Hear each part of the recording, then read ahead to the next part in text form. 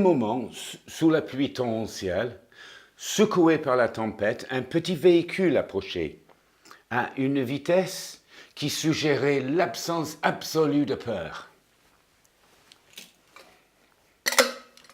ou de frein, ou de compréhension.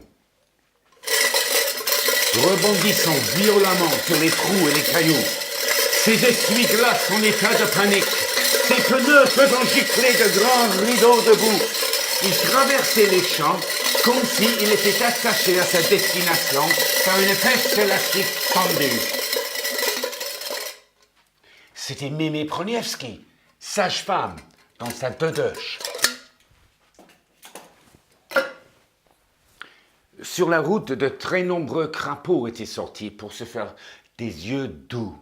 Et certains parmi eux virent leurs espoirs romantiques réduits en crêpes par les pneus du vieux bolide, car, montant sur le volant, la petite pilote fixait tout son regard sur la pointe de lumière qui venait d'apparaître au bout du sentier.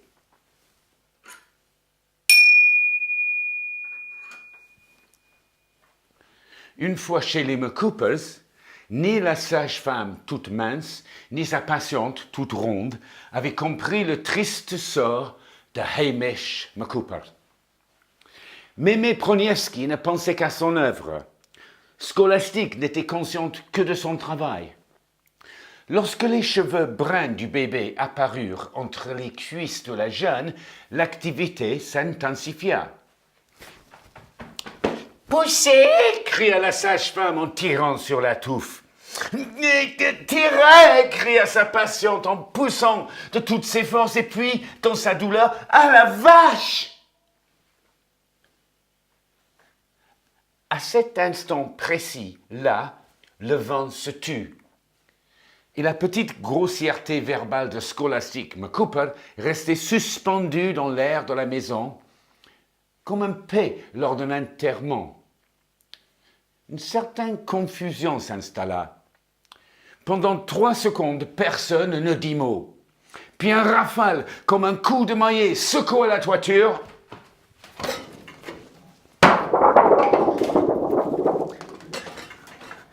Et les affaires reprirent. « Tirez !» cria la sage-femme en poussant. Et « poussez !» cria sa patiente en aspirant. Et bébé redisparut. Mais une sage-femme n'est pas considérée comme telle pour rien. Tout de suite, Mémé comprit l'erreur. « Merde, faut que tu pousses !» éjacula-t-elle. Le ferveur de cette exclamation, ainsi que l'incongruité du soudain tutoiement qui l'accompagna, eut un effet tonique sur Scholastique, tel qu'avec un...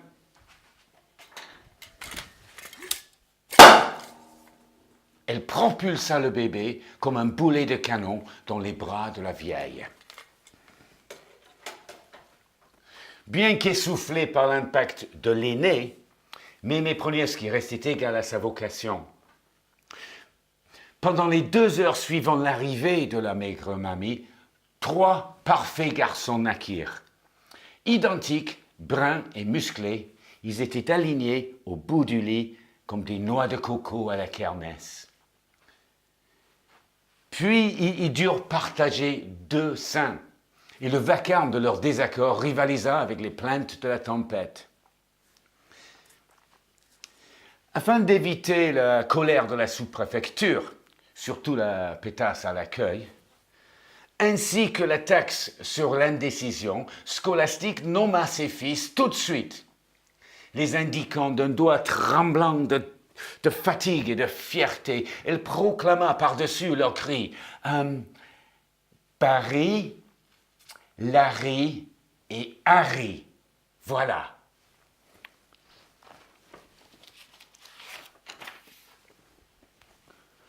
L'audition d'une ogresse est le plus fin de ses attributs.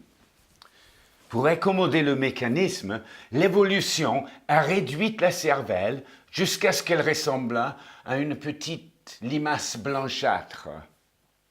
Son comportement est donc dominé par de simples réflexes et les fonctions plus complexes telles que mémoire, décision raisonnée et émotions sont toutes réduites à une petite poignée de sensations qui gravitent autour de la jalousie.